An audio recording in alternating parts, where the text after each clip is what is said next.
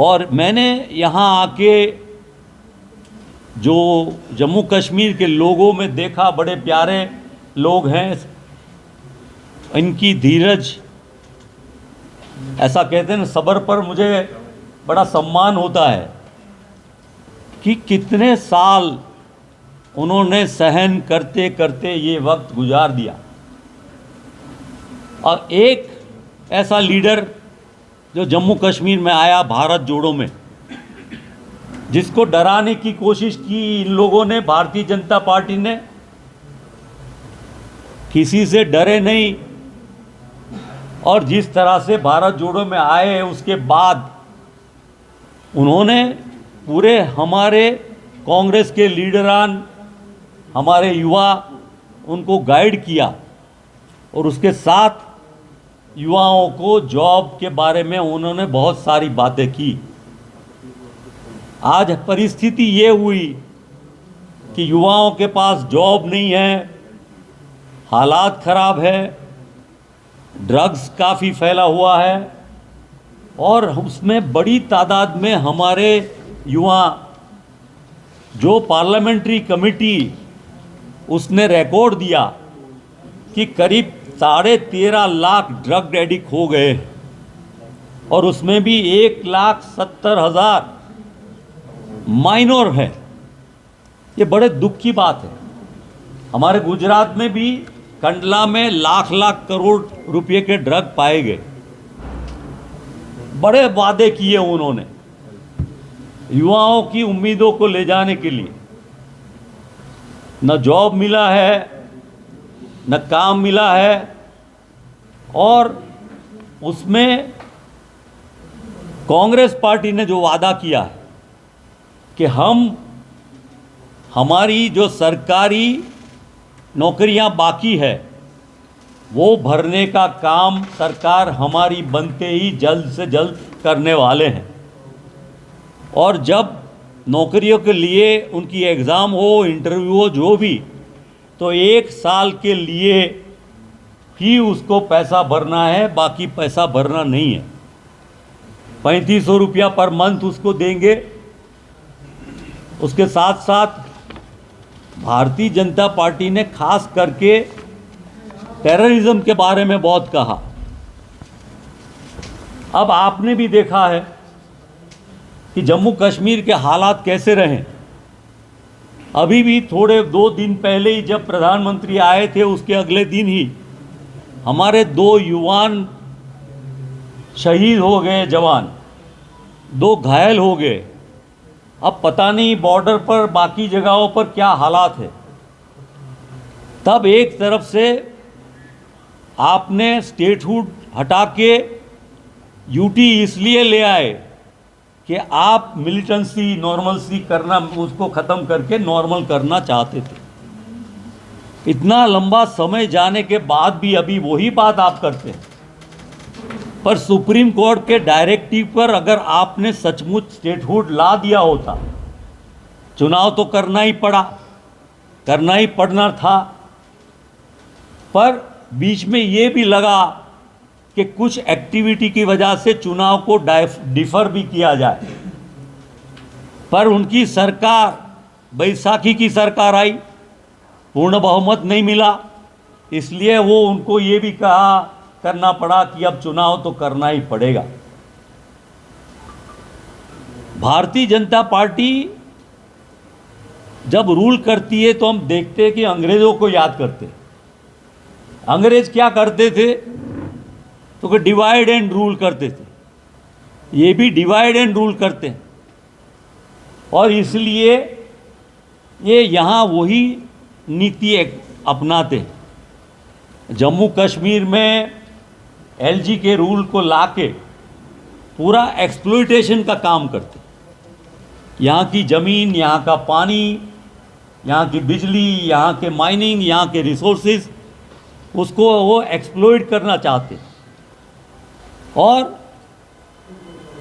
इसीलिए चाहे चुनाव में उनको पता है कि उनकी सरकार नहीं आएगी, पर एलजी को इतने सारे पावर दे दिए हैं कि जो सरकार आएगी उसको भी दबा के एलजी अपना काम भारतीय जनता पार्टी के लिए करेगा। मुख्य मुद्दों पर से लोगों को गुमराह करने का काम ये भारतीय जनता पार्टी के सभी नेता, प्रधानमंत्री से लेके होम मिनिस्टर से लेके उनके डिफेंस मिनिस्टर से लेके उनके चीफ मिनिस्टर से लेके सभी लोग करते हैं। महंगाई की बात करें तो महंगाई बढ़ती ही जा रही, उसके बारे में कोई बोलता ही नहीं है। और महंगाई का फ़ायदा किसको मिलता है?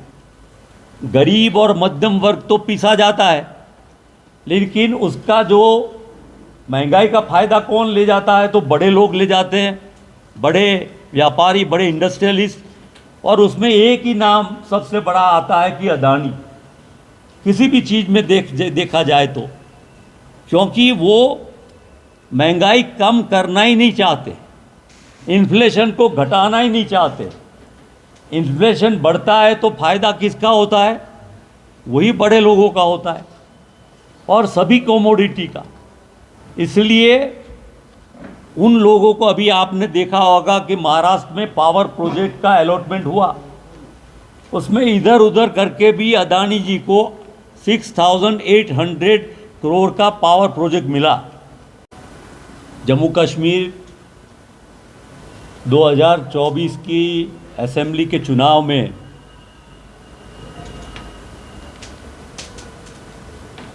भारतीय जनता पार्टी के बड़े बड़े दिग्गज नेता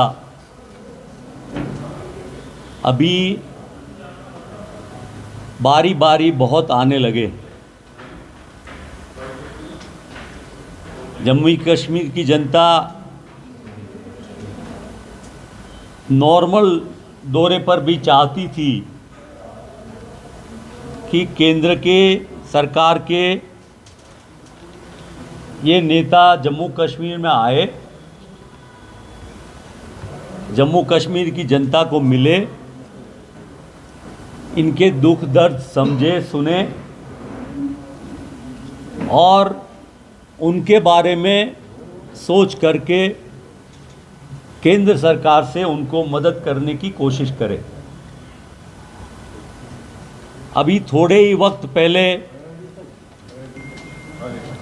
केंद्र का बजट गया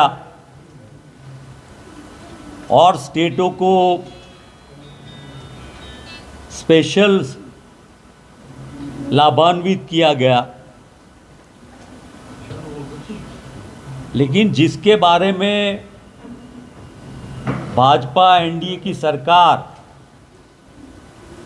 बड़े ज़ोरों से कैंपेन कर रही है, प्रधानमंत्री आके गए डोडा में, अभी इनके होम मिनिस्टर यहाँ आए हुए, पिछले चुनाव में भी defence minister Rajnath Singh, UP के चीफ मिनिस्टर, बहुत सारे नेता जम्मू कश्मीर में आते जाते रहे हैं। पर इस असेंबली का चुनाव, हालांकि भारतीय जनता पार्टी ने जिस तरह से 2019 में एलजी को लगाया, यहाँ से स्टेटहुड ख़त्म किया, पूरे देश में यूनियन टेरिटरी में से स्टेटहुड दिया जाता है, पर यहाँ ख़त्म किया, एलजी लगाए और बहुत पावर दिए। पूरे देश में सबसे ज़्यादा पावरफुल एलजी ये जम्मू कश्मीर के हैं। अब आज की मेरी बात आप सबको ये कहने की है कि मुझे बड़ा ताज्जुब हुआ, न कोई स्पेशल पैकेज मिला, न पार्लियामेंट के दरमियान जम्मू में जब ये बीजेपी के नेता आए, उनके एक नेता को पीएमओ में मिनिस्टर भी बनाया गया है। और जम्मू कश्मीर का स्टेटस पूरा देश जानता है, पूरी दुनिया जानती है। और कांग्रेस के लिए जम्मू कश्मीर ये कह सकते हैं कि भारत का मुकुट है। अभी जो बातें, बड़ी लंबी बात नहीं करनी है मुझे, तो कुछ मुद्दों पर आपसे चर्चा बातचीत करनी है।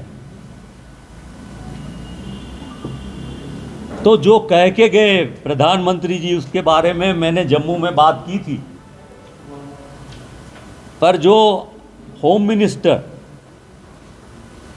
प्रधानमंत्री के राइट हैंड है, सरकारी भी और राजनीतिक भी, उनकी स्ट्रेटेजियाँ कहाँ कौन से स्टेट में क्या करना है, तो उन्होंने जो बातें रखी, कुछ बातों पर आपका ध्यान दोहराना चाहता हूँ। एक तो उन्होंने कहा अनएम्प्लॉयमेंट के बारे में कि आने वाले समय में जम्मू कश्मीर के युवाओं की उम्मीदों को पूरा करना चाहते हैं और इसके लिए 5 लाख जॉब की बात भारतीय जनता पार्टी ने की। वैसे तो पार्लियामेंट के चुनाव में भी उन्होंने 2 करोड़ नौकरियां 1 साल में देने की बात कही थी। हालांकि 2 करोड़ की बात तो बहुत दूर, 20 लाख नौकरियां तो नहीं मिली, पर हजारों नौकरियां लोगों की, युवाओं की चली गई। चाहे वो अभी भी बैंकिंग में से बहुत सारे युवाओं को खारिज किया गया, इंडस्ट्रीज से खारिज किया गया, सर्विस सेक्टर से खारिज किया गया। अब 5 लाख नौकरियां अगर हम कहना चाहें तो 1 साल में करीब 15,000 करोड़ का बजट चाहिए। अब कल को जब चुनाव खत्म हो जाएगा और वो हार जाएंगे, बुरी तरह से पिट जाएंगे, फिर आप उनको पूछेंगे तो ये कहेंगे ये तो जुमला था। जुमलों के बड़े मास्टर हैं ये। पर जम्मू कश्मीर का युवा जिसकी बड़ी